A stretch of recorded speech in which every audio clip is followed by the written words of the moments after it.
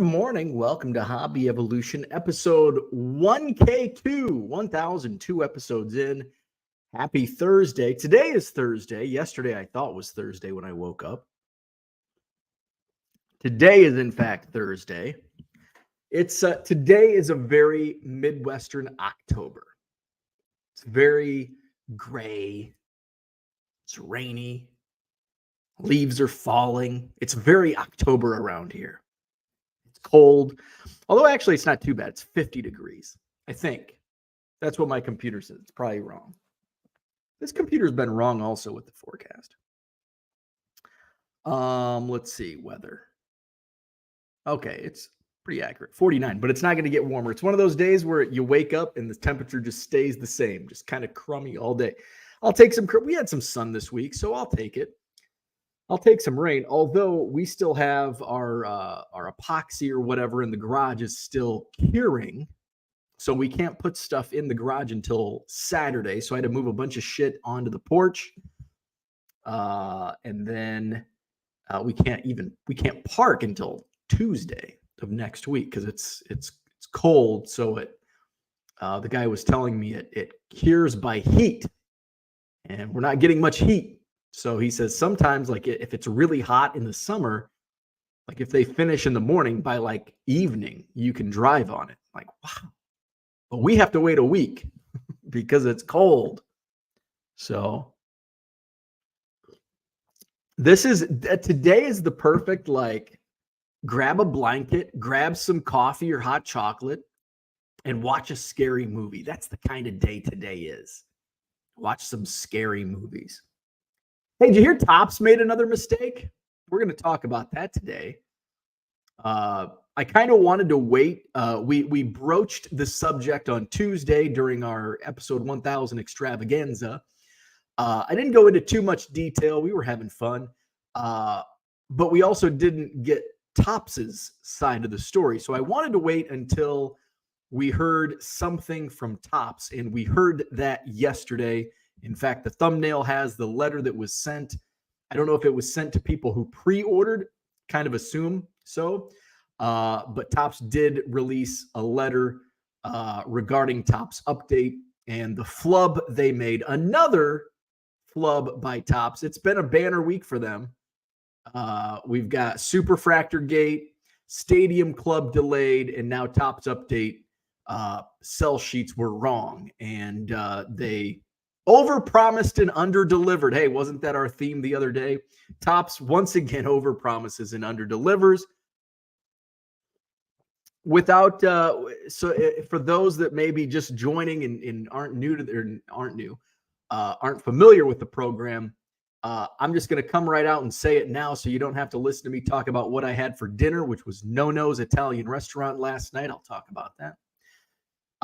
For those that don't want to, this guy's just talking about his ravioli he ate last night. Oh, talk about Topps. So Topps overpromised, underdelivered, and you, as a Topps consumer, can fix this problem. How can you do that? Stop buying the shit.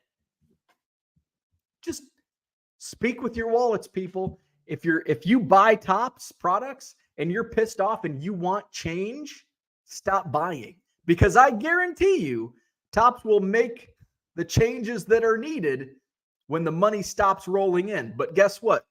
And I'm including myself, because I buy any? I don't think I bought any Topps this week, but I've got a Topps Pro Debut case coming next week. Hopefully, if they don't delay that shit, stop buying it. And I bet when you stop buying it and their coffers aren't as full as they are now, they'll start hammering down on some of these mistakes and stop making them. So there you go, people. If you're upset with Topps and all the mistakes they're making, just stop buying. And I think that will solve problems really quick. We're going to go more into depth on that topic, though. But for those just joining and you don't want to listen to me talk about what we had for dinner last night, there's your answer. Spoiler alert. Okay. We did go to dinner last night. It was my wife's grandma's 97th birthday.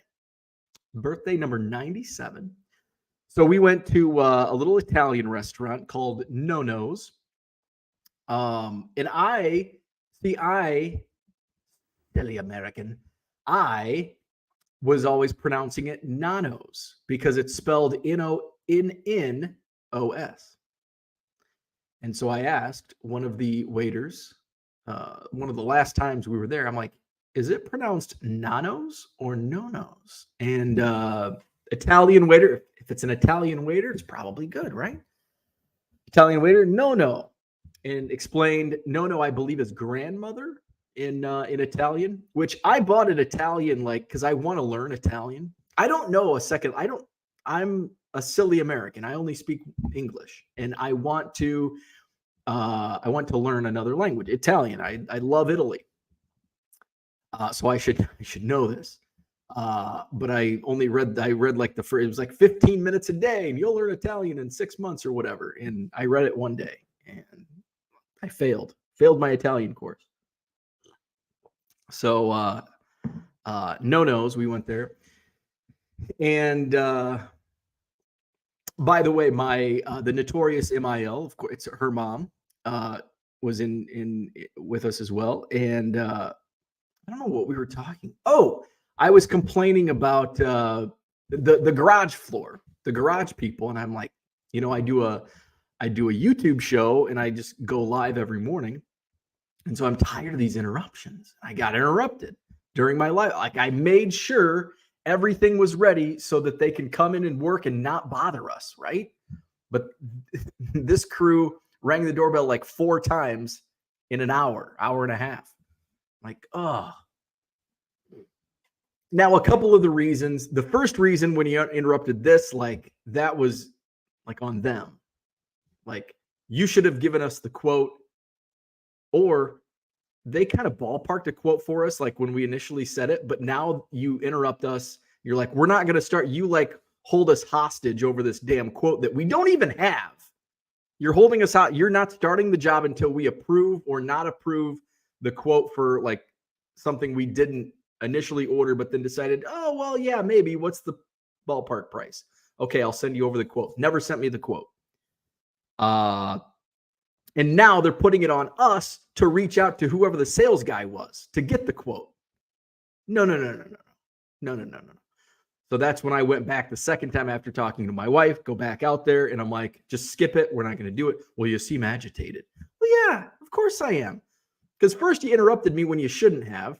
Now, and then you're putting the onus on me, the customer, to reach out to the sales guy to get the quote he was supposed to send me that he never sent me.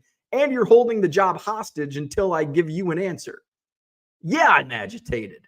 I'm still agitated. It's fucking Thursday. I'm agitated. So last night I was telling the notorious MIL about that whole scenario. And I'm like, they interrupted my YouTube. And she's like, well, what's that? And I'm like, I just go on and I talk on YouTube for an hour. Well, what do you talk about? I'm like, all sorts of things. I'm like, it's supposed to be baseball card based, but I really don't talk much about baseball cards. I usually talk about like what I have for dinner. And then she goes, do you talk about me? Oh, of course not. No, I don't talk about you. But I'll talk about the meal I have tonight. So I had the ravioli special. The first time, and I've kind of poo-pooed this restaurant. It's actually really good for American Italian. However, we got off on the wrong foot. Me and Nono's got off on the wrong foot because the first time I went there was like a few days after we got back from Italy and eating real authentic Italian in Italy for 2 weeks. And then I go to this Italian restaurant. It's like, oh my God, this sucks. It's basically like going to, I'll Americanize it. Unless people, if you've been to Italy and haven't had Italian food, you know. If you haven't, it's like comparing a can of Chef Boyardee ravioli to the nicest Italian restaurant you can think of. That's the comparison of Nono's, even though it's really nice. It's good Italian for America. Yeah. It's like Chef Boyardee in a can compared to the real stuff, the authentic in Italy Italian. So we got off on the wrong foot. We went a second time. I'm like, yeah, it's okay. Last night was actually really good. I had the ravioli special. It was spinach ravioli, which actually was very good. Very good. I think they really load it down with soda, especially compared to Italy. But I was very like thirsty last night. And usually when I consume too much sodium, if I consume either too much sodium or too much sugar, like at night, it keeps it like I don't sleep well. And so it certainly was not sugar because I didn't have any dessert. Sodium. I'm pretty sure it was sodium based. So spinach ravioli, the bread was actually really good. Oh, the bread was so good. Dip it in some olive oil. The bread was good. What else did I have? I think it was just that. I didn't have a salad. Hey, I've actually had, and I know you're laughing because I didn't have a salad. I've actually had some salad. I've had 2 salads this week. So, and I don't put a bunch of shit on it. I got the romaine, like the stalk of romaine instead of like the bag of romaine hearts or whatever they call them. And then I'll put a few croutons in, and then a little, I think I'm using, well, the first salad I had this week, I used raspberry vinaigrette. The second one, I added some stuff. I put a few croutons and then a couple hard-boiled eggs, sliced hard-boiled eggs. So kind of like a poor man's chef salad, because it was just lettuce and egg and a few croutons. And I did use ranch on that salad. But no salad last night. I had a Peroni. With my meal. And I was thinking, and here's the thing, also the thing about Italy. In Italy, we Americans probably think of Italian waiters and waitresses as terrible and rude and just not very good at their jobs because they don't come around. Authentic Italian, you have to like reach out, like you, the customer, have to like summon the waiters and waitresses. They don't like come, like here we expect a waitress and waiter to like come serve us and be like, would you like a refill on your water? But through authentic Italian, you have to be like, sir, may I have another? However, I did order a second beer. I did summon the waiter and ordered a second Peroni, and he never brought it until he came back by, and it's like, he's like, would you care for dessert? And it's like, oh, I wanted a second Peroni, but I'm like, I'll just drink water from here. Peroni's okay. I mean, it's basically the only thing in Italy they have for beer. There's Peroni and there's one other I can't remember, but I was a Peroni drinker when I was over there. And I'm not a wine drinker. I drank a little bit of wine over there just because. But Peroni. Sometimes I'll get like, Peroni sounds good. Very rarely. It's not a beer that I'm going to go to the liquor store and buy a 12-pack of Peroni. So that was my trip to Nono's. Grandma Faye, 97 years young.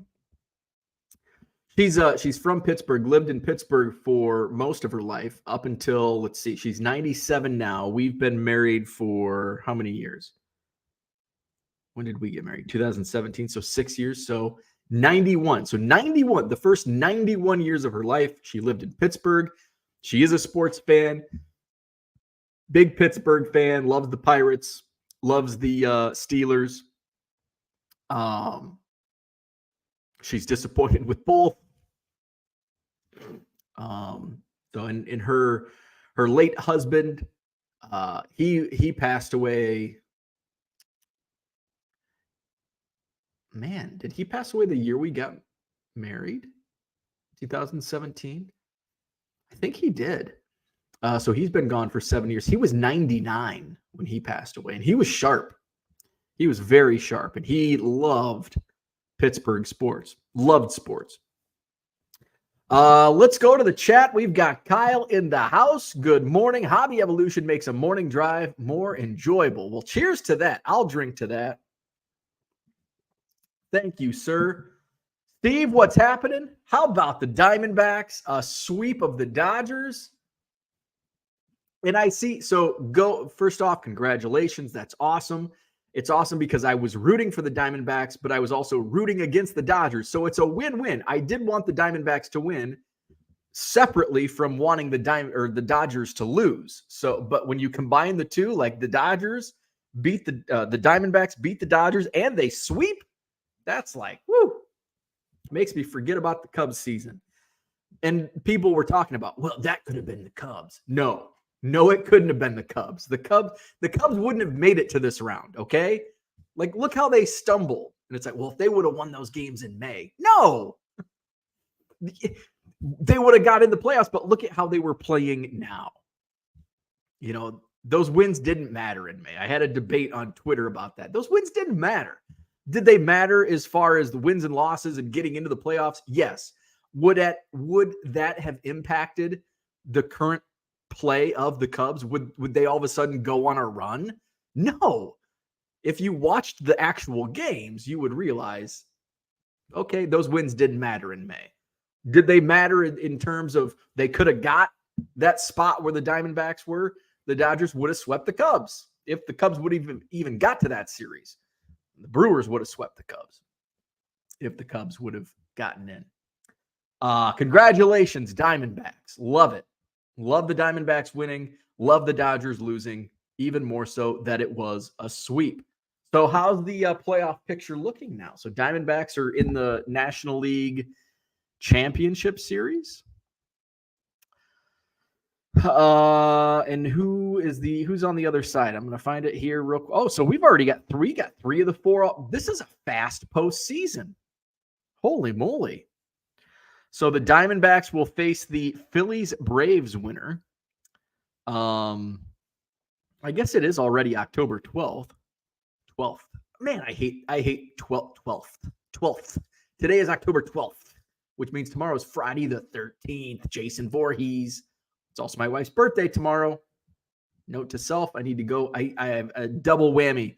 I've got my cousin's wedding on Saturday, wife's birthday tomorrow. So I've got to get some cards. What's that mean? Target or Walmart run. Look for cards and cards. Okay, so Phillies lead the Braves 2-1. I'm rooting for the Braves, but it wouldn't upset me if the Phillies beat the Braves because the Phillies have Kyle Schwarber. And I love Kyle Schwarber. So, and I've got friends that are Phillies fans. I've got friends that are Braves fans. So, we'll see. Let's see where are we at. So Diamondbacks facing that winner. We've already got the ALCS. So the Astros won. Son of a bitch. What'd I tell you? If I'm the kiss of death, if I'm rooting for your team, they're going to lose. So the teams I wanted to represent the American League and National League were as follows. The Twins, the Orioles. Who did I want in the National League? I wanted the Braves, but who did I want the Braves to play? Maybe the Diamondbacks? Actually, no. I think I was rooting for the Brewers to beat the Diamondbacks. So we'll say Brewers because I definitely didn't want the Dodgers. So Brewers, Braves, Twins, and Orioles were who I wanted in the Final Four. And we've got the Astros, Rangers, Diamondbacks, and we're holding out hope for the Braves. But Philly leads that series. So there's your playoff baseball update. Victor's in the house. Good morning. We've got Herman is here. Brian says, done go the Dodgers. I'm fine with that. Good morning, Bo and friends. I'm busy listing cards, doing my best about listing and shipping and listing. I did have a nice increase in this week's been kind of slow on sales. But I had a nice little uptick yesterday. How are my sales? Yeah, little uptick, but still performing below average. My impressions continue to decline despite adding more and more cards. Yesterday, I added maybe 200 cards. I listed everything that I had ripped on Tuesday night: hockey, wrestling, and football. And my impressions continue to dwindle. My dynamic ad rate is now capped at 20% still, and yet my impressions continue to decline. What's my daily? Okay, so my daily average, it's like boom, boom, boom. It's pretty spot on every day, around 500 to 600,000 impressions per day. Right in the middle. Like yesterday, 540,000. Tuesday, 540,000. Monday, 485,000. Sunday, 520,000. Saturday, 520,000. Friday, 485,000. Last Thursday, 471,000. So not even. It's averaging right at 500,000 impressions. Let's just take a look. Let's go back to let's go to June, because we know July was a shit month. So let's just do the first 12 months of or 12 days of June. See what that looks like. So June was 715,000 impressions, 823,000, 651,000, 634,000, 664,000, 683,000, and that was with my dynamic ad rate capped at 12%. Okay, now you're like, well, how many listings did you have? Well, we're going to get to that too. So currently I have over 45,000 active listings. Back in June, I did June 1st through the 12th. We're looking at total impressions on eBay is what the numbers I'm spouting off. So let's go to my numbers for June. Is this correct? Yes, this is. So June. I was 38, first 12 days, 38,000, 38 to 39,000. So I have 7,000 or 8,000 more items on eBay. I've increased the promotional cap from 12 to 20%, and my impressions have been chopped. What's that mean? That could mean a lot of things. I think consumer spending is definitely down. I am primarily baseball. This is like one of the worst. This is probably November, December, and fourth quarter is terrible for baseball sales. This is probably, believe it or not, we're still in baseball season. This October is probably the worst month for baseball sales. So I think there's a lot that goes into it. I think part of the blame is eBay's tinkering with their search, consumer spending, and just the time of year. So I think there's never one problem when it comes to, slow sales, especially when it comes to eBay. But usually there's a few things that are awry. PK Steinberg, when the Dodgers lose, we all win. Amen to that. Amen to that. Johnny Boy Cards, good morning. David is in the house. Good morning. Matty Ice is here. Good morning to you. Donald Davis, good morning. He's got that Caterpillar logo going. George is in the house. Harlan is here. What's happening? Zach and Porter, good morning. Paul Carl Cards in the house. Good morning. Carlo Does Vintage is here. What's happening? Brian says, did you line the floor with cards before pouring the epoxy? No, I did not. Uncle Rich, our like percent is also under delivering. We are barely at the Mendoza line. Hit that like button, subscribe to the channel. Good morning, Philly Joe. Herman says, wasn't Fanatics supposed to fix tops? Maybe this is their idea of, maybe the fix is in. They're fixing tops all right, but not in a good way. They are fixing tops. Could make a case for that. Low Roller Scratcher. He's in shock I listed hockey. There's hockey cards, and guess what? None have sold. I listed everything that I opened on Tuesday night is now, with the exception of 2 Capitals hockey cards for my buddy East Coast Tom. Everything else was listed. I didn't buy any baseball, so there were no Cubs to set aside. Everything is listed, and I think I sold. I put it in the group chat or in the Hobby Evolution chat. Let's see. So 11 hours ago, I had sold 3 football, 2 wrestling, 0 hockey. And I still think I have not sold a hockey card out of what I listed last night. I did sell overnight another football card of Garrett Wilson from Don Russ Elite. So what did I say? 2 wrestling and 3 football. So that's 4 football, 2 wrestling, 0 hockey. Did I sell anything else? That might be it. Just that Garrett Wilson. Oh, nope. I think those I already figured in. So football 4, wrestling 2, hockey the big goose egg. Why don't I list more hockey? Because it's not selling. That's why I'm not listing hockey. Happy birthday to No-No. Yeah. No-No at No-No's. Birthday celebration for No-No at No-No's. Good morning, Cooter. What's up? Just read that the USPS is seeking another 2-cent increase in January. I think that's just going to be like an every year, twice a year thing now. Just expect it. So when I went to, remember we talked about this with the continuous stamp increases, my $1.50 with the most recent 3 cent, it's like, okay, and now I'm, raising my promotion percent. Those margins are getting super razor thin. So I'm going to have to raise my floor price in my eBay store from $1.50.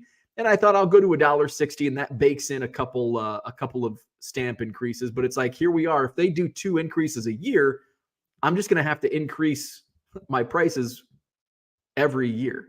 Why not just move it up? So that's why I tinkered with $1.60 for a little while. I've gone to $1.75 as my floor. And so that buys me, a few years having that as a floor price. So my floor price is now $1.75. But I do a lot of 50% sales. If you come in and want 20 cards and offer me $1, I'll take it. I'm not going to take $1 on a single card, but 10, 20 cards, absolutely. Sometimes even 5 cards. And then I'll throw those 50% sales every once in a while. Red Light 34 is in the house. What's happening? Good morning. Did you get with Merle? He wants a couch heart card holder. Merle's trying to find your email address. Low Roller Scratcher, AEW versus NXT ratings war on Tuesday. NXT beat AEW. Why was AEW on Tuesday? Oh, baseball. They probably got preempted for the playoffs. Playoffs? Philly Joe, you sure this contractor doesn't work for Tops and Fanatics, right? Let's see. Low Roller says he listed wrestling and hockey. Now it's Pokemon and soccer. Probably not. Steel Cards in the house. Sorry, I'm late. I was up all night rocking with Tool. Really? Like Tool the band. My buddy and former pitcher Glendon Rush is a huge Tool fan. He saw them. He sent me some videos a couple weeks ago. He was I don't know where he was, at Cincinnati maybe. I can't remember. Yeah, I actually had. I'll throw on sometimes if I just want to have music on in the background. Yesterday, the day before, I had a rock station, and it had like butt rock that I love from the late 90s, early 2000s, and Tool came on. I don't know Tool. I think some people probably consider Tool butt rock. I don't really put them in the butt rock category. I put butt rock as like Nickelback, Stained, Creed, Puddle of Mud. Like that's butt rock. I don't think Tool's butt rock. I don't consider Deftones, because Tool and Deftones was like pretty heavy. I think of butt rock as kind of like the late 90s, early 2000s answer to glam rock of the mid to late 80s. The hair ballads and stuff. But I'm a fan of Tool. I don't like everything of Tool, but I do. There's several Tool songs that I do like. I had some friends that were big into Tool back in high school. Shane, what's happening? Good morning. Value box diggers in the house. I understand the frustration of the packs being different count, but doesn't all pre-orders have small print that things can change? It does. 99% of pre-orders are breakers, so it doesn't affect people I know. I would be here's where my frustration would lie with that. Yes, there's small print, which that buys them out of, these things like, oh, sorry, fine print says subject to change. Here's the thing.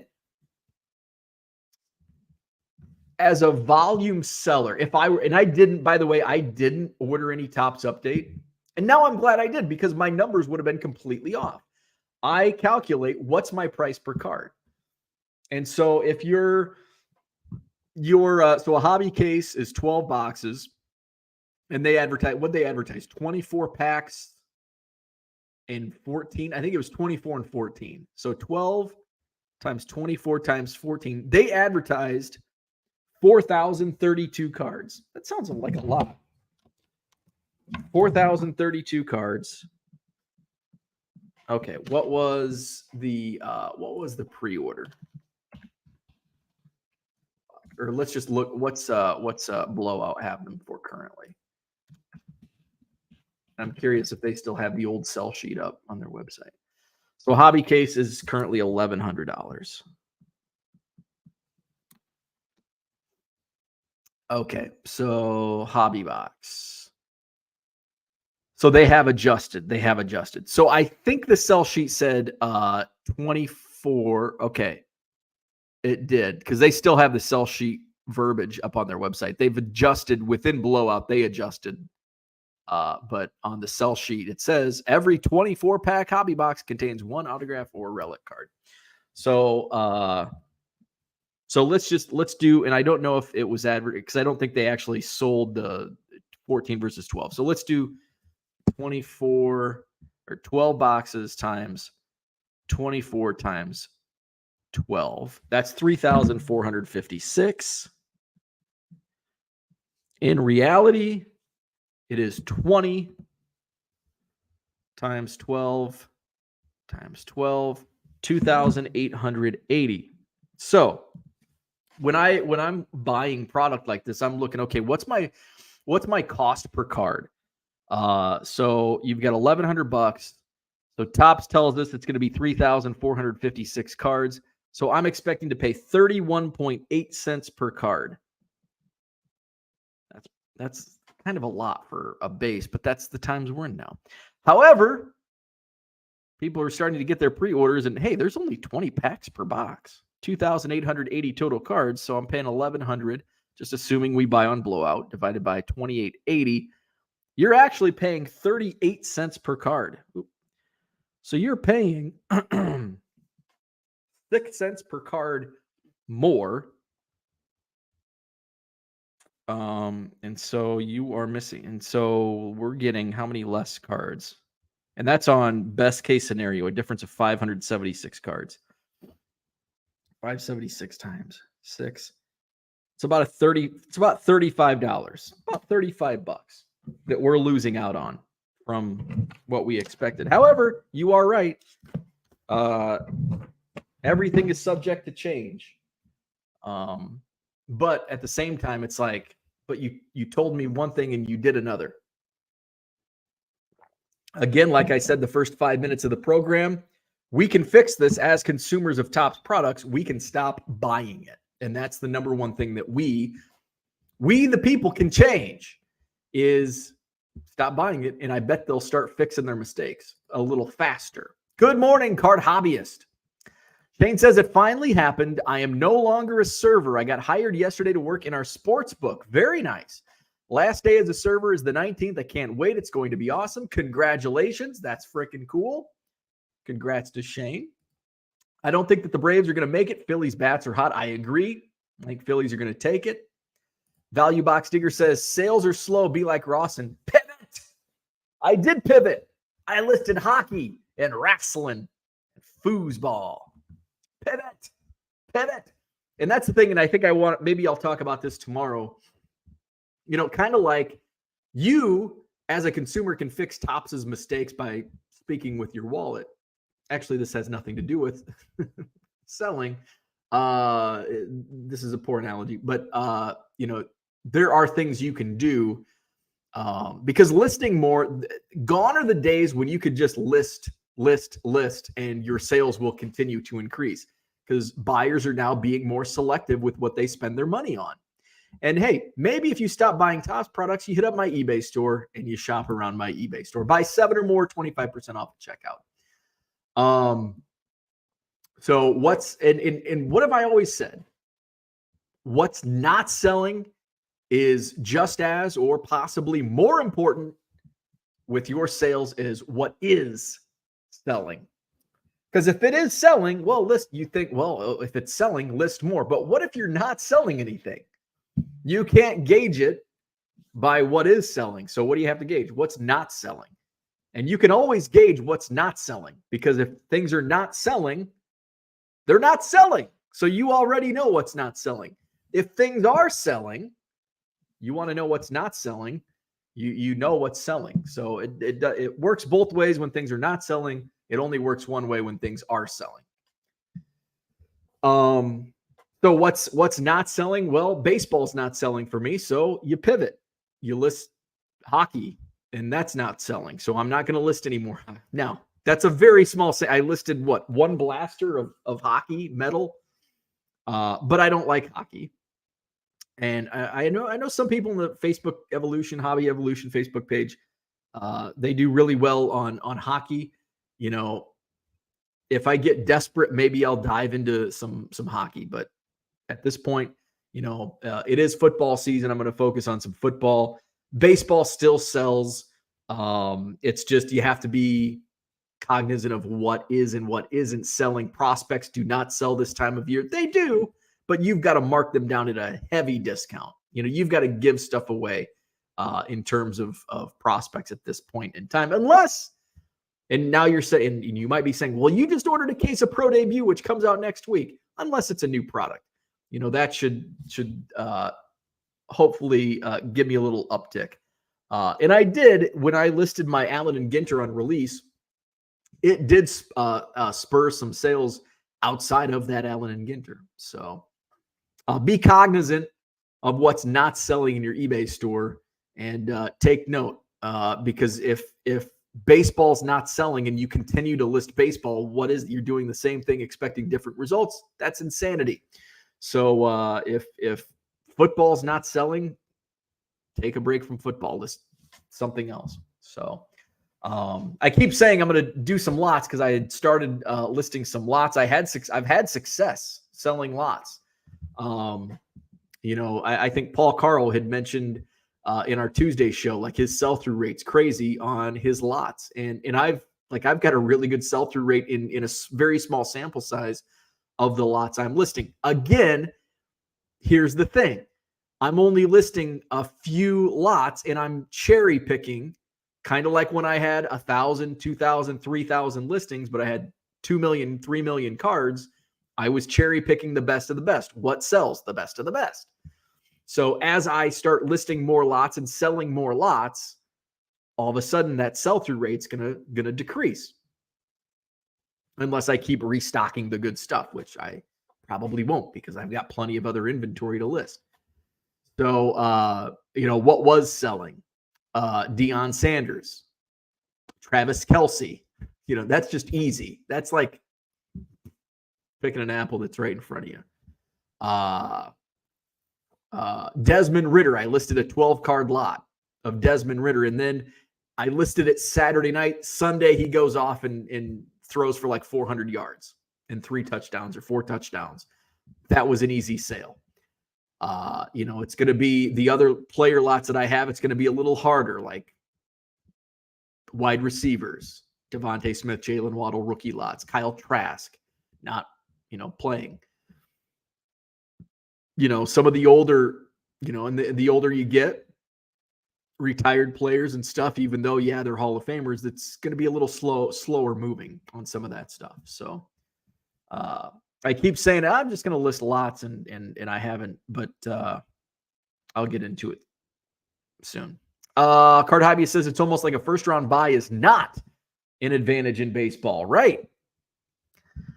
Because you got the Orioles had a bye, lost. The Astros had a bye, won. The Dodgers had a bye, lost. The Braves had a bye, losing. So it's not looking good for those teams with a bye. Value Box Digger says if eBay is anything like the oversaturated card show market in the Midwest, then it's 10x sellers and only the same amount of buyers. That's also a really good point you have there. We're seeing more sellers than buyers. And we knew that this time would come. And am I concerned about that? No. Because what's going to happen is, especially when it comes to volume sellers, if you're doing what I'm doing, listing singles in volume, $1.50, $1.75, $2 singles, all of a sudden you're going to see your sales decline and people are going to give up. That's why I'm not concerned, because I'm stubborn as hell and I'll just keep going. I also have other revenue streams coming in. So it's not like I'm only, banking on my eBay sales to make things work.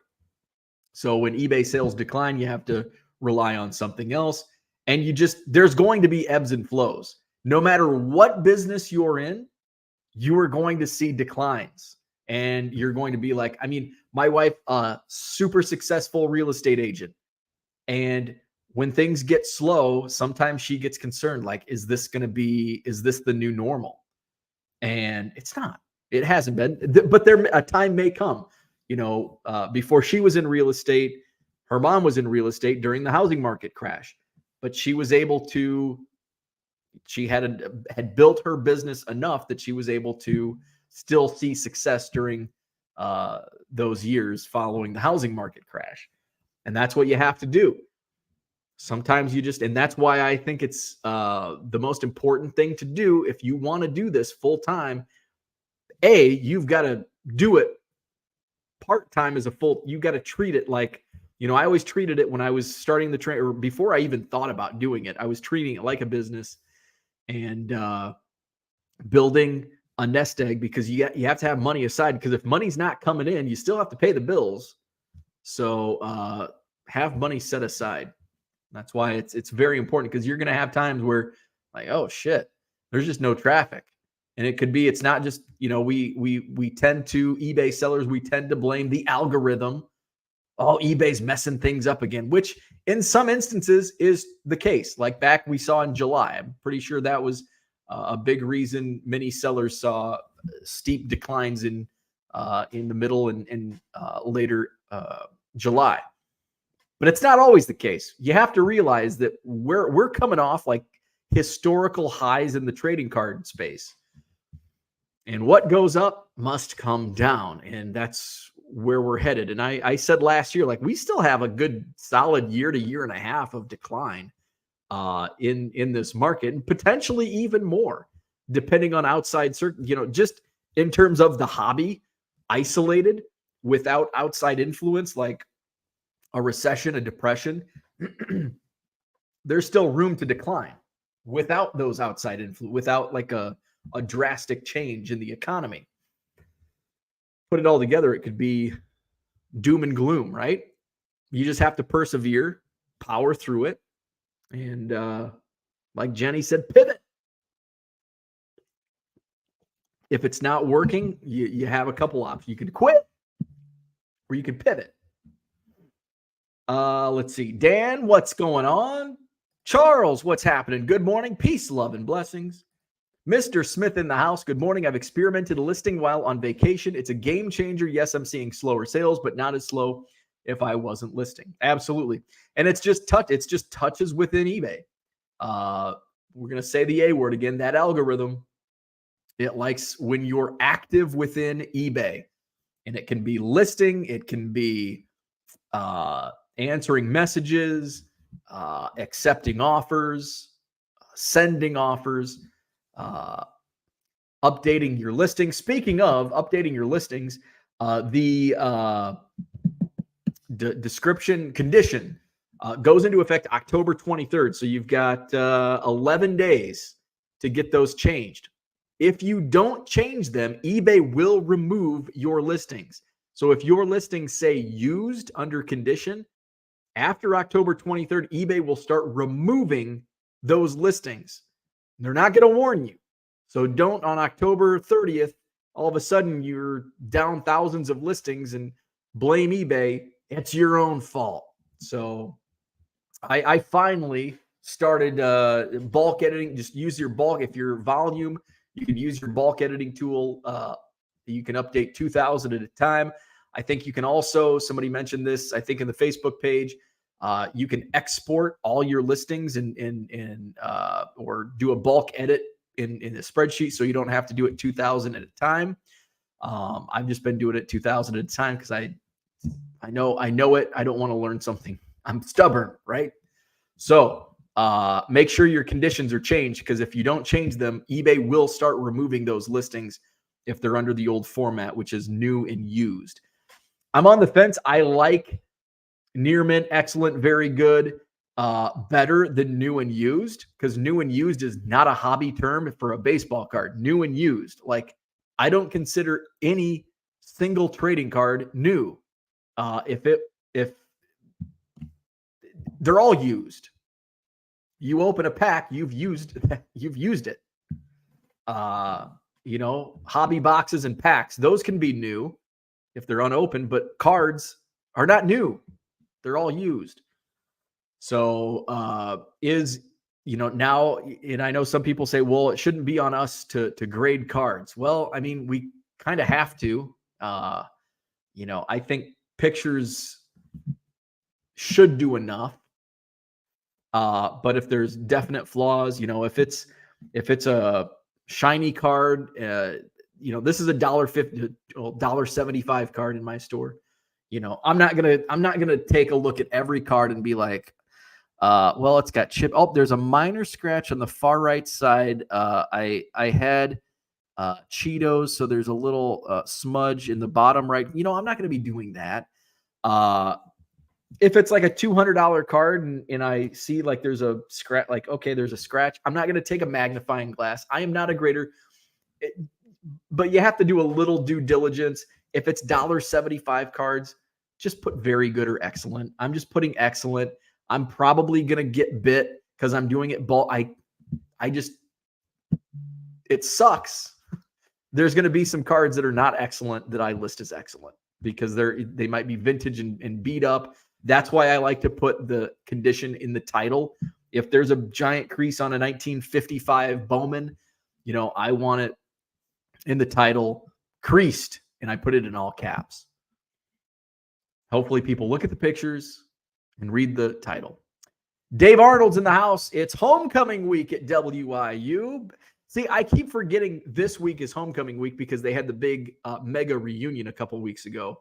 And I just well, that's probably home. But hey, good timing. Do it. You get people coming back for homecoming and for the mega reunion. Low Roller says stamps going up twice a year. Where are we at? Red Light 34 says, no, I did not. Is he in here now? I don't know. Is Merle here? Let's see. Mr. Smith says, how do you figure out how much money you're paying per card? For hobby boxes, it's pretty simple. So if it's whatever you pay, just divide the dollar amount you pay by the number of total cards in a box. So in a hobby box, there's 20. So I'm using blowout pricing, and we're going to assume no tax and no shipping on this. So say we're paying $94.95, but you do have to, add in any extra costs, whether it's tax or shipping. So we do $94.95 divided by, I need to figure out how many, 20 packs plus, or 20 packs times 12. So we're getting 240 cards per hobby box. And there's also a silver pack. So we'll just assume 240 cards, $94.95 divided by 240, 39.5 cents per card. plus you and your silver pack, so you can figure those in. How many is there? 5 cards in a silver pack, so say there's 245. So 94.95 divided by 245, 38.7 cents per card in a hobby box if you buy it on blowout cards with no tax, no shipping. I also, so when it comes to Bowman, I calculate like how much per autograph on the various SKUs along with the card price. Value Box Digger says he's talking the total card count and dividing it by the total cost. Yes. Flipping Sports Guy says the first round bye was the dumbest thing in baseball. Take a team already in cruise control down the stretch, then seriously ice their bats with a full week off. Yeah, does suck. Hello, Collector's Dream. Shane says, I have a big David Robinson lot I need to put up. Tracy's in the house. Good morning. Michael's here. What's going on? I recently started selling again after a 6-month break. Here's what's moving quickly. Rookie parallels of mid-tier players, older hockey of stars, $5 to $10 cards, and anything autographed. My autographs are not moving, man. Because I've been listing a ton of cheap first Bowman Chrome autos, $5, free shipping. And they're moving, but just not very quickly. But it's also baseball, and this is a slow time for baseball. Michael says for him, wrestling is moving very well, women and rookies mostly. Flipping Sports Guy says if the Braves don't come back, NL buy teams are 0-4 in the first 2 years of this format. Carlo Does Vintage says sellers are buyers for their PCs as well as cards to flip. Flipping Sports Guy says I bulk edited all my listings yesterday. Value Box Digger depends. Are sellers buying $1.50 cards to flip on eBay? No. Are sellers buying bulk lots at a penny a card on eBay? Some do. Some restrict to local buys. There's some people that just source all of their inventory from eBay. So it works. Like when people ask, how do you source cards to resell? Like there's so many. You can source from eBay, from ComC, from Sport Lots, from other platforms. You can cross, a lot of people buy on eBay and just have it sent straight to ComC. You can buy locally off Facebook Marketplace, Craigslist, local auction houses, card shows, card shops. I mean, there's just an endless, maybe not endless, but there's just so many places you can source inventory in baseball cards. Andy Mack says, good morning. I'm late to the show. Did you already talk about the topic? I've touched on it. I haven't gone in depth yet, but I have touched on it. But you haven't missed much. Mr. Smith says, thank you for telling me. I'll get to editing those used cards today. Mark says, do they have to all go to new or used? No. So currently that's how it's set up currently. So they have to go from new or used to the new condition, which is, I believe, near mint, excellent, very good, and fair, poor. I don't know what the fourth one is. So you've got to change it from new used to the new condition. Speaking of price per card, find yourself a reputable case guy. I'm getting blasters cheaper than at retail in 2023 complete sets for $40 instead of $65. I'm on deal. So if you have a resale license, you can join DealerNet. And you can get some decent deals, although lately, in terms of what I'm looking for, and I'm not looking for like high-end stuff. I'm looking for like Heritage Minor League. It's really not much cheaper than Blowout. Let's see. So let's take a look at a 2023 product. So Bowman hobby boxes on DealerNet. Looks like the cheapest one you can get for $251. You can also send offers, so you might be able to get it for a little less than that, but you're not going to get a steal. 2023 Bowman hobby on Blowout is currently that's Bowman Chrome, Bowman Blaster, $275. Okay, so it is significantly less. So $251 on DealerNet. $275 on Blowout. By the way, factory cost for 2023 Bowman was $205. So it's not like It's not like these big distributors. Now that's the cost directly from Tops, which is up significantly. Let's go you want to know how much? Let's do 2019, right before COVID. So factory cost, 2023 Bowman, $205. 2019 factory cost for a Bowman hobby box. Come on, load the page. Was $73. $73 factory cost for 2019 Bowman. Factory cost for this year's Bowman, $205. So you can't really blame the distributors and the third parties. Fanatics raised those prices, which good for them as a business. Like, I mean, they were leaving so much money on the table, selling it for $70, and the third parties were charging $300, $250. Now $200, and where's that balancing point for these distributors to price it? Where are people going to buy? When are they going to stop buying? Shane says, I found amazing deals on eBay. That's how I got my big 2008 Heritage Chrome refractor lot. Auctions are great for buyers. If you're selling at auction on eBay, you're losing money. In a big lot, 90s, early 2000s refractors. So Andy's with us. Before we get to that, Mark says, can you possibly talk more on the eBay changes? I typically sell vintage and use the condition in the title. So when you list, let's see. So let's just take a vintage card, 1955 Bowman. Trying to find a single. Okay, here. Trying to find it. Let's see. Condition. Where's condition at?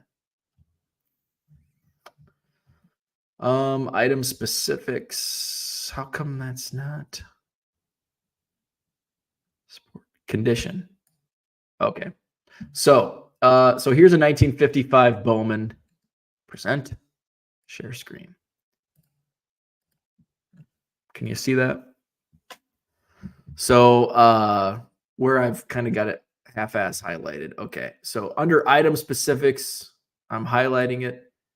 It says condition, ungraded, excellent, not in original packaging or professionally graded. So that's the condition that has changed. Previously, eBay has just recently, within the last couple months, started this change. So no longer is there new and used. And I'll try to find an example of, if I go into my store,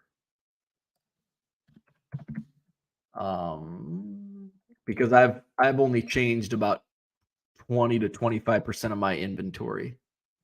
I bet old Mike Singletary's got the old. I want to view details. Okay. Okay. So that is the new way. So this is the new way. 1955 Bowman. Condition, ungraded, excellent, not in original packaging or professionally graded. That's how it should look. That's how it should look. Here's how it should not look. Let's see. We want the Mike Singletary, 1984 Topps Mike Singletary. Under item specifics, this is what it says. This is so if I don't change this listing, this is one of my own listings. If I don't change this listing, it will be removed. It says condition, used, an item that has been used previously. See the seller's listing for full details and description of any imperfections. So that's the old way. And if your listing looks like that, you must change it. If you don't change it by October 23rd, they will start removing those listings. So that is the no-no. Used, not the restaurant I ate at last night. This is a no-no. Used. So you don't want to do that. So there you go. You are welcome. All right. Andy's here. He wants to know, did you talk about the topic? Of course not. We're only an hour in. So Topps made another mistake. Topps made another mistake. Their sell sheet stated 24 packs in 2023 Topps Update hobby boxes. All of a sudden, pre-orders start rolling into customers. One such customer said, "Hey, this only has 20 packs per box. Topps sold it as 24." So this kind of spread on Twitter like wildfire. Finally, Topps came out and they sent letters. I don't think they actually tweeted anything. I think it was sent directly to consumers that purchased boxes on the Topps website. So where is the letter? I'm trying to find the letter. Here we go. So here's the letter, present, that Topps sent out to customers. There we go. Dear Topps collector, thank you for your recent purchase of the 2023 Topps Baseball Update Series Hobby Box. We wanted to clarify the configuration of the product you purchased. 2023 Topps Baseball Update Series Hobby Box contains 20 packs of cards with 12 cards in each pack versus the previously listed 24 packs with 14 cards in each pack. So I was actually giving them the benefit of the doubt. It actually was 4,032 cards. So Topps initially advertised as a pre-sale, you were getting 4,032 cards. What do you actually get? 2,880 cards. You're getting more than 1,000 less cards than what they initially sold to you. While this represents a change from what was previously announced, there is no change in the numbered inserts and parallels, which means the odds of pulling one of these cards increases. Also, the product guarantees remain the same. One autograph or relic card per hobby box. Topps prioritizes providing our collectors with the best possible experience. If you no longer wish to keep your 2023 Topps Baseball Update Series hobby box, please contact Topps customer service and our team will process a full refund. What are your thoughts? What are your thoughts? Drop them in the chat. What are your thoughts on Topps following? I think this is an egregious error. I think this is more so, this is worse, in my opinion, than delaying Stadium Club. This is worse, in my opinion, than extra superfractors getting put out into the wild.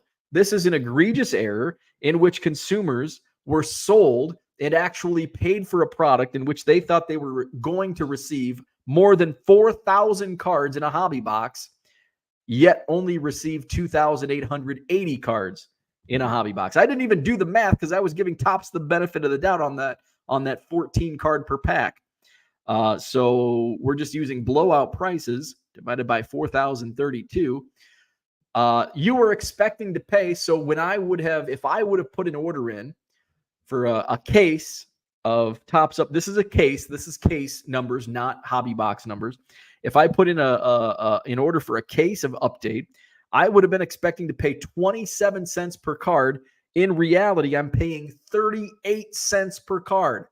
That's an egregious error. And that is a difference of over 1,152 cards difference. You're getting 1,152 cards less in a case, in a hobby case of Topps Update. So with that said, that's my immediate thought is that's a terrible, terrible move. Mistakes happen. This is a big one. Mistakes happened. What likely happened was whoever was in control gave the graphic designer like, yeah, just use last year's sell sheet and just change it to 2023 and change the images. Everything else is the same. Not realizing, oh shit, we changed from 24 to 20 packs and all that. So that's my thought process. It probably was just a mistake between, a couple of employees that made that.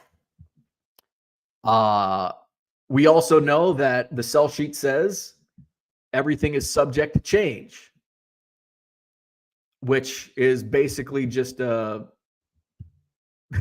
is basically buying your way out of a potential lawsuit.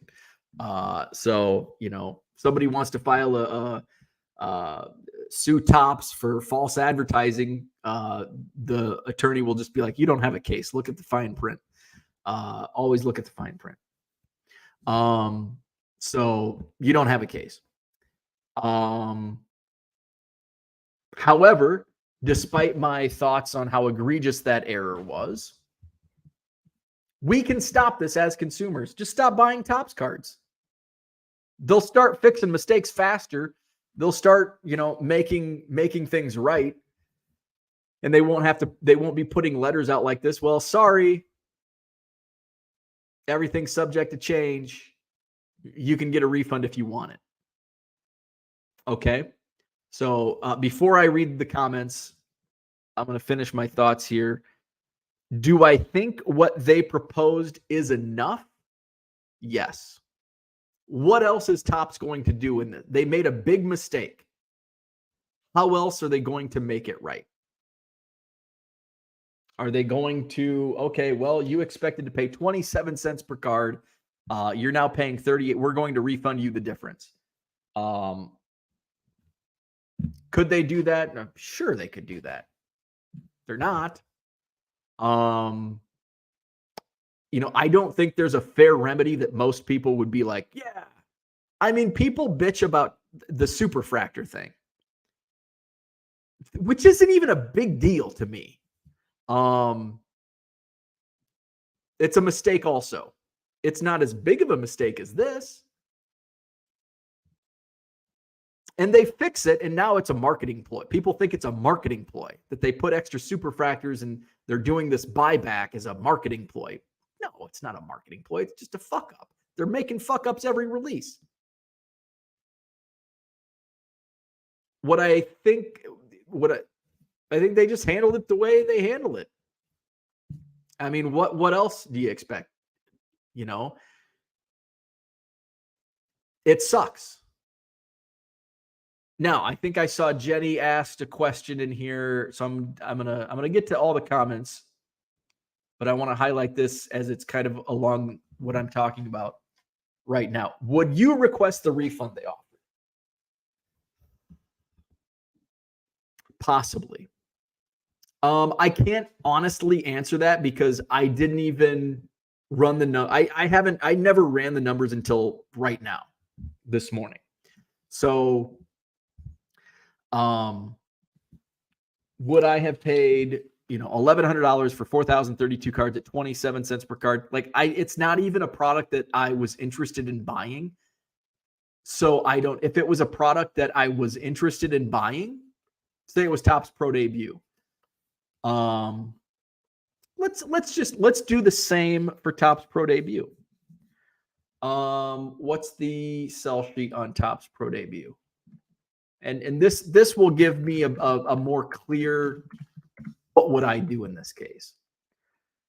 If it's a product that I really like, I'm probably still going to buy it. Like, if it's a bit like Topps Pro, and here's the thing with what I buy for inventory. I only buy stuff to flip that I know will sell and that I also enjoy ripping. So it's kind of unfair for me to compare, apples to oranges. 2023 12 box case. So 12 boxes. Okay, so it's very similar. It's 24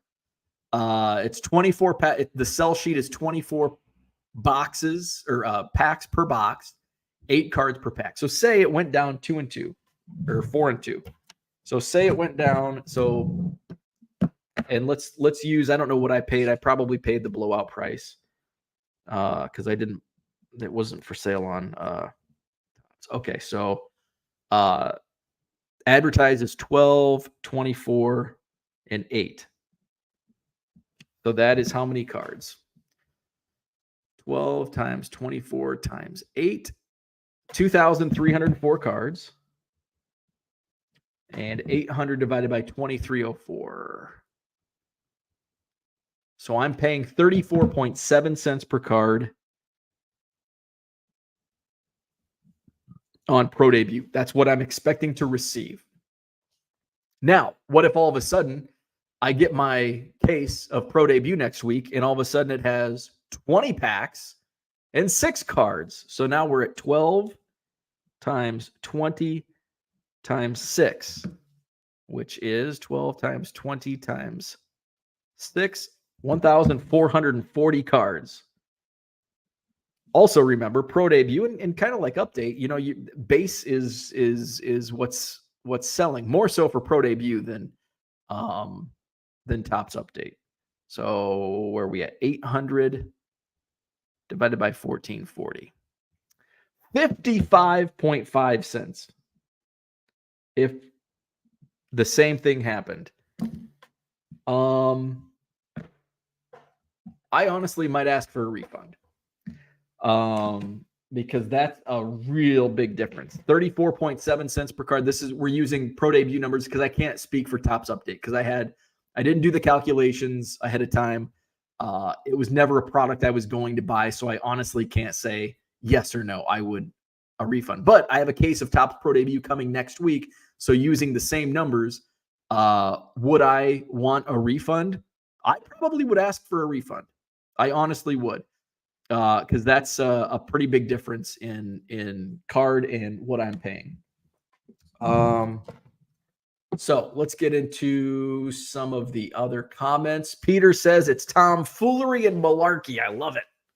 I love those terms.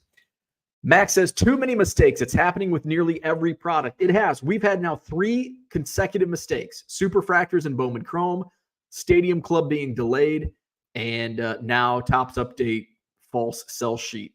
On the update stuff, it's a clear bait and switch. Can't argue against that. It's, yeah, I mean, I can't believe more people are up in arms over the Superfractor than a clear misrepresentation of a product and how much you're paying per card. George says, honestly, people need to start requesting refunds. Let's see. Dan says, George, it's past your bedtime. Max says, until there is pushback from larger distributors and breakers, nothing will change. And unfortunately, those 2 areas are the P word and won't bite the hand that feeds. I agree with that. That's how things will change. And unfortunately, what I say is stop buying Topps products.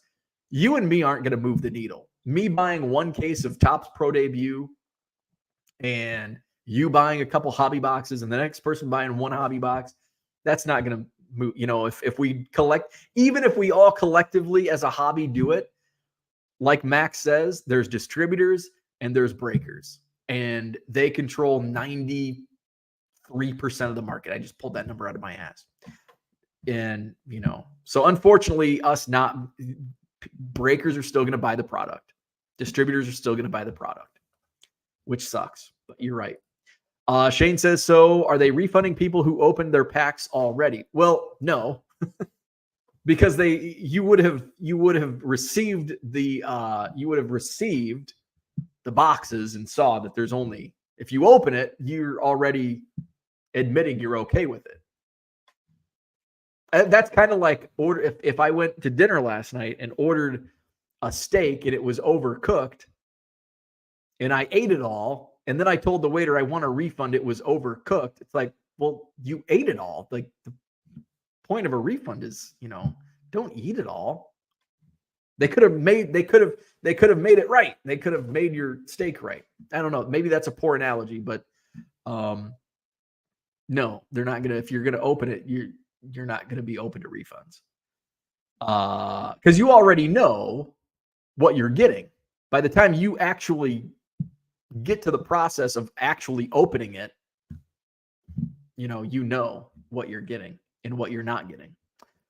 Value Box Digger says we could stop buying Topps products, but I don't think the people this affects will stop buying because it doesn't really affect them. It affects the people that bought into the breaks. Absolutely. And I wonder how that affects breakers, like setting prices. Or maybe they're not setting prices until they actually receive the product in hand.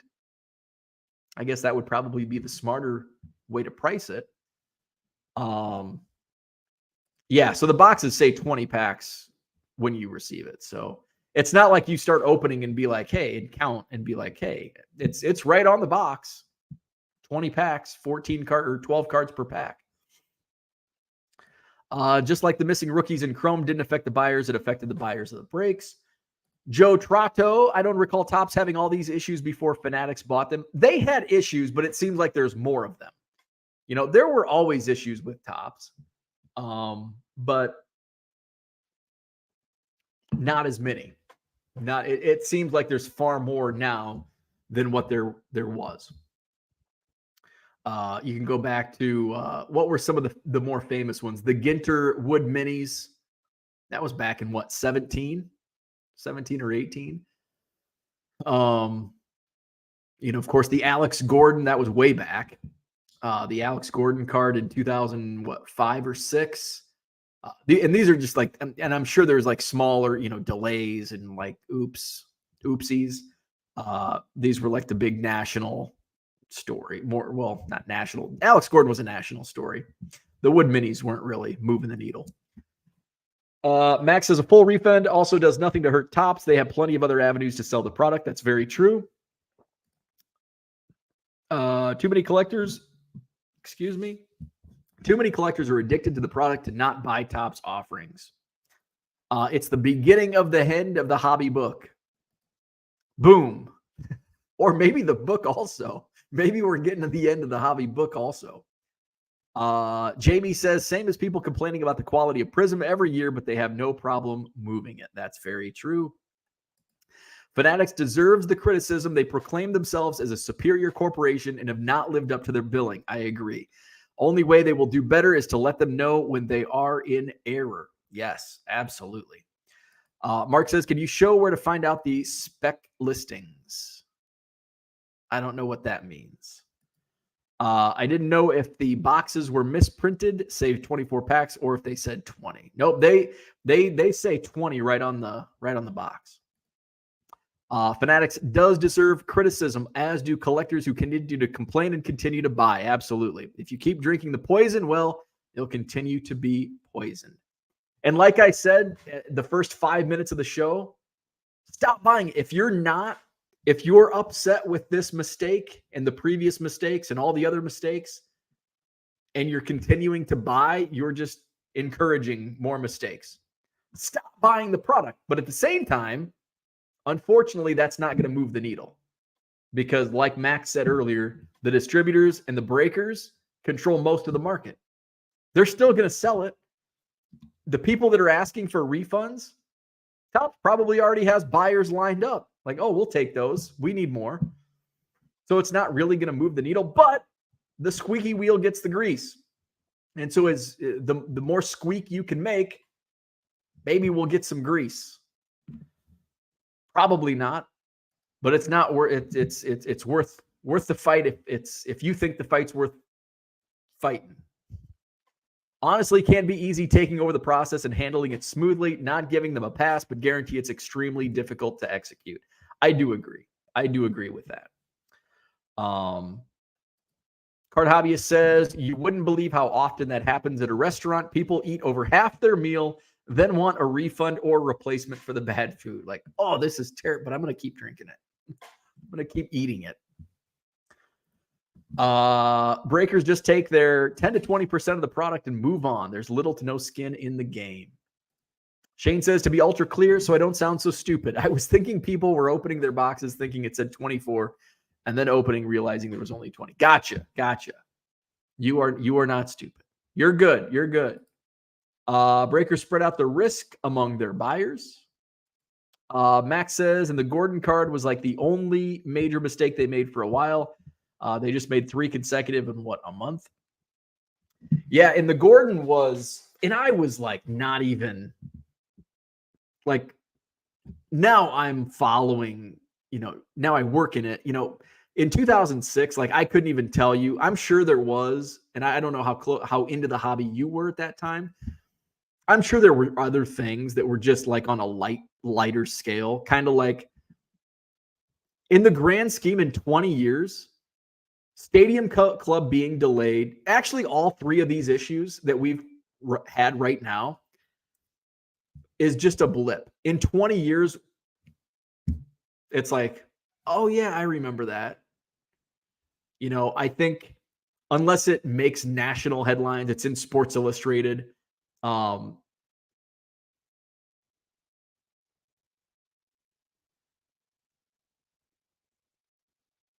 Somebody's here. I don't know. He's here. But the Alex Gordon was like, it made like Sports Illustrated and all that. That was also pre-social media. A lot of these mistakes are magnified because we put the hobby under a microscope on social media, on YouTube, on Twitter, and X, Facebook, Instagram, all that. So it's just getting all magnified. But it's fun going back. If you go back and read old sports card publications, Baseball Card News, Sports Collectors Digest, Beckett, Baseball Card Magazine, you go and look, and like, there were mistakes and problems occurring. And the funny thing is, and I don't know if I talked about this here or if it was in a private chat, but back in the day, like, Topps made errors, and like, there was one in like the 60, one of the first error cards that came out. It was somebody batting right-handed that was actually left-handed, or vice versa.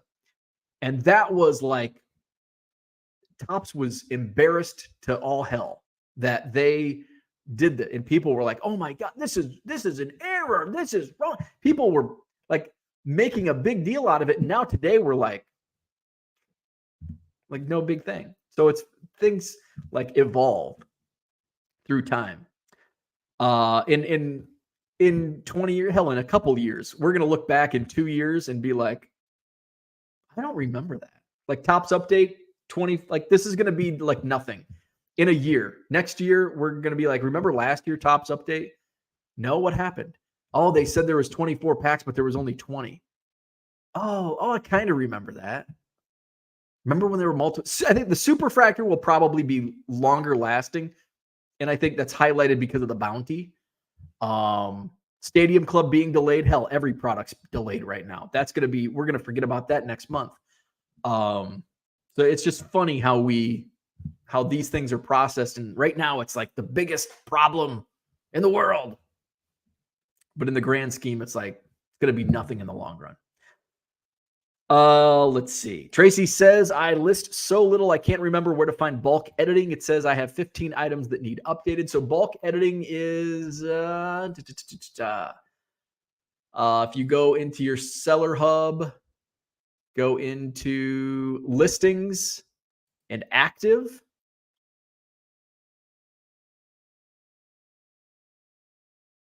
Okay. And then it's going to show results. It'll say like 1 through 200 of how many ever listings you have. Go to edit right below that. And then you can edit 2,000 items at a time. Edit 1 through 2,000. And then whatever you want to change, you can change in there. Out of spec on eBay. Oh, so the specifications, it's just under condition. So again, if you do bulk listings, just do your bulk edit. Oh shit, I just did 2,000, so it's going to take a while. And then just go to condition, and then it'll say change to whatever. Let's see. Max says amen. John. Let's see. Max, to Mark, you should have received an email on it. Yeah, and there it's also in your seller hub. So if you go to your seller hub, scroll down, and it says selling announcements. Actually, they just released a statement a few days ago. New requirements when you revise your trading card listings.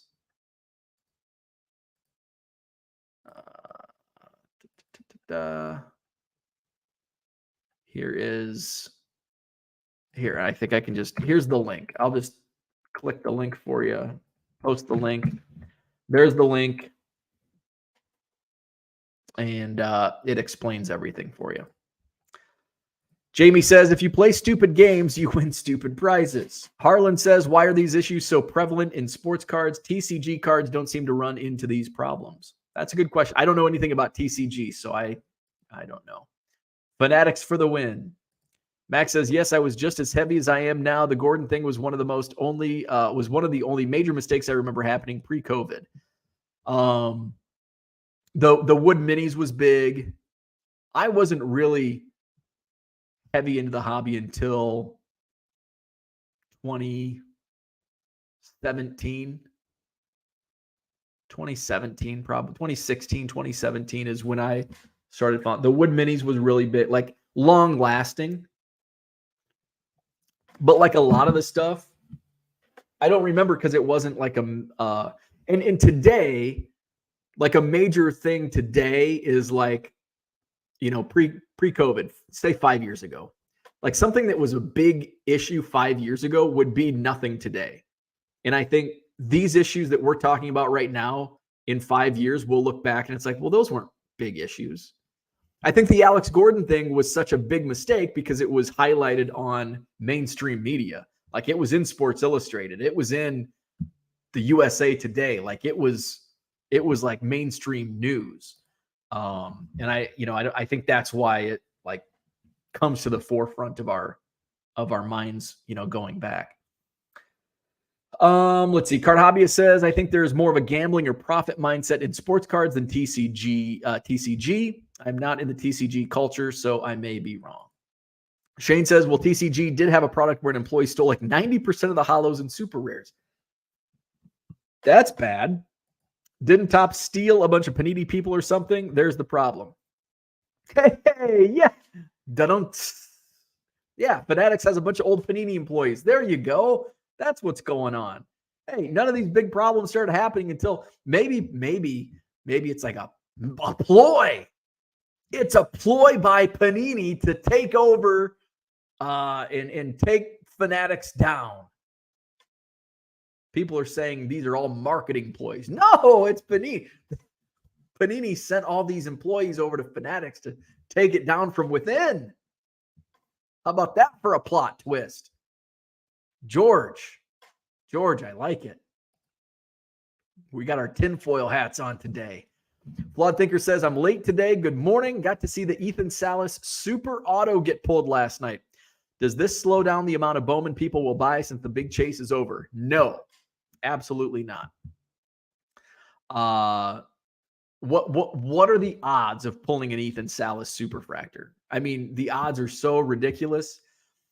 I don't even, and maybe I'm just not in that mindset. Like, I don't buy product to chase a one of one. Like, out of all the boxes I've bought cases upon cases upon cases. And I've pulled 2 Superfractors. One was in Topps Pro Debut, and one was in Topps Chrome Update when it was retail only.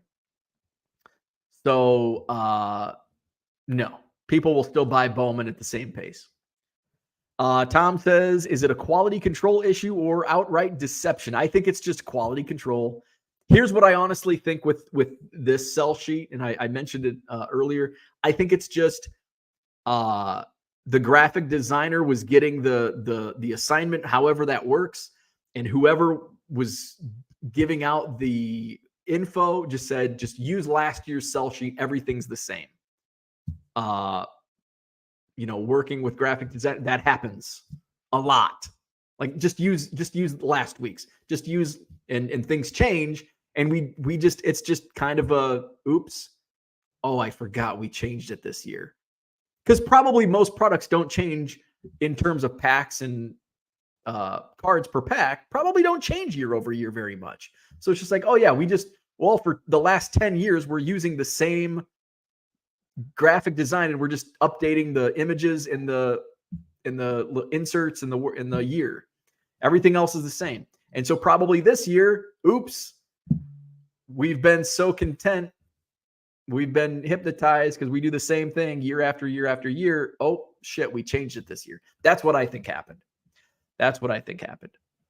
Tom says, I can live with miscut cards, reverse negative cards, obscenities on bat knobs.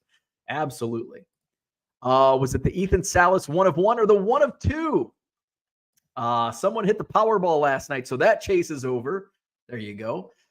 John says, hot, cold take. There's a generation of hobbyists that care little about this nonsense. There's a generation of hobbyists that expect everything to be perfect. Absolutely. 100%. And the funny thing is when Topps I thought the superfractor, I think the way they're remedying each of these situations is fine. The only, I would be upset if I were a buyer of Topps Update and I was expecting to pay X amount and I receive Y amount, I would be upset. I'd get the refund, but what else are they going to do? So I'm okay with what they're, offering. Stadium Club, I think somebody said the other day, they're even giving a credit for Stadium Club since it was delayed. They refunded and I think gave a credit. There's a bounty, like a marketing ploy. They put another mistake, quality control. They screwed up quality control, and now they're offering to fix it so there's not two superfractors on the market. They're buying one back. So, they're at least, making remedies here. Let's see. So Topps goes downhill once Fanatics takes over. Got it. Jamie says half the people that will complain about this probably don't even keep base cards, maybe even more. There's also a generation of hobbyists who do care about this nonsense. And I think Bargain Boxer and 70s Card Show, I think you're probably the same age. So it's in similar mindsets. So the beautiful thing about hockey cards is Upper Deck doesn't have this many issues. Fanatics better keep their mitts off hockey. Speaking of hockey, come buy my hockey. I've got hockey cards in my store now, and nobody's buying them. Flawed Thinker says, got offered the chance to purchase a 2011 Bowman Chrome Mike Trout Gold Refractor, number to 50, PSA 8. Just not sure what to offer since the last gold sold online was over a year ago, then 2019 before that. So last year we were still kind of in the boom.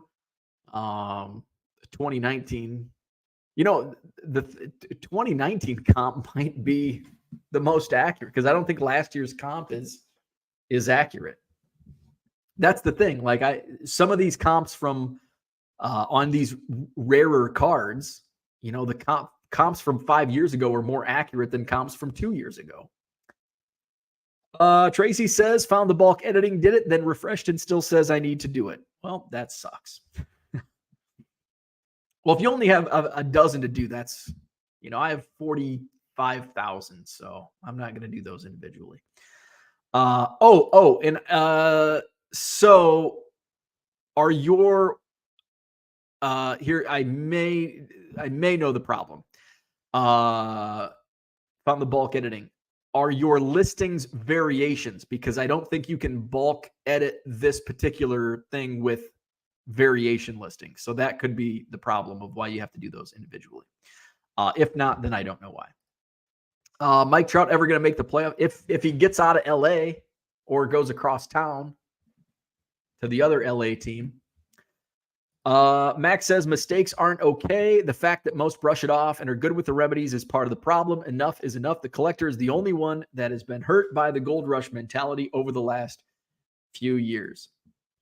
See, I just don't I'm okay with the mistakes. Like if this mistake, I said it's an egregious mistake, but I'm not a buyer. So it doesn't affect me. I'm okay with it. I don't care. If that happened, I'd sing a different tune if it was the product I have coming next week. If all of a sudden I'm like, well, shit, I want my money back. Then I would make a fuss. The superfractors does nothing to me, does nothing for me. Stadium Club being delayed, every freaking product by every manufacturer is delayed right now. Has been delayed for the last 2.5 years. So I'm okay with brushing it off until it affects me. And then I'll be like, hey, now I'm pissed. That's the problem. Mistakes aren't okay. This isn't elementary school anymore, but mistakes I make mistakes every day. Are they okay? No, but they happen. I had to refund a card because I misplaced it. I don't know what happened. I misplaced it. People going to stop buying from my eBay store because I can't find their card? I'm sure that's happened because it's not the first time that's happened, and it won't be the last when I'm dealing with this type of volume. Mistakes happen. Are mistakes okay? No, but they happen. And, I think that's up to each of us individually. For me, it's okay. I'll brush it off. Max is not going to brush it off. if you do want change, you got to speak with your wallets. At the same time, probably not going to force any change. Because like as Max mentioned, you yourself said breakers and distributors, they've got the control until they force Topps' hand, Fanatics. I don't think we're going to see much change. Because my one case or my one hobby box, those refunds that trickle in, Topps just has a breaker to buy those. It's going to be okay. So unfortunately, you know, sometimes the little man can make enough stink and make some noise. Hopefully they'll stop making so many mistakes, because it is annoying. And especially when it does affect collectors. I almost said the word that I despise the most, the T word, true, the true collectors. What the hell's a true collector anyway? There's no such thing as a true collector, by the way. That's a soapbox for another day. And I'm sure I've been on that soapbox many times in the last 1,002 episodes. Lost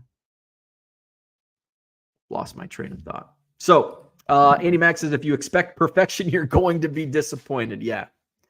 Amen to that. Amen to that. So that's what I had for today. Tomorrow is Friday. It's our free for all. We'll play a little Name That Player. We'll go live on Saturday. No show on Sunday. And we'll be back on Monday. I'll be set up at the Janesville Card Show on Sunday, October 22nd. The Madison Card Show is Saturday, October 28th. So until tomorrow, hit the like button, subscribe to the channel, and we'll see you in 23 hours.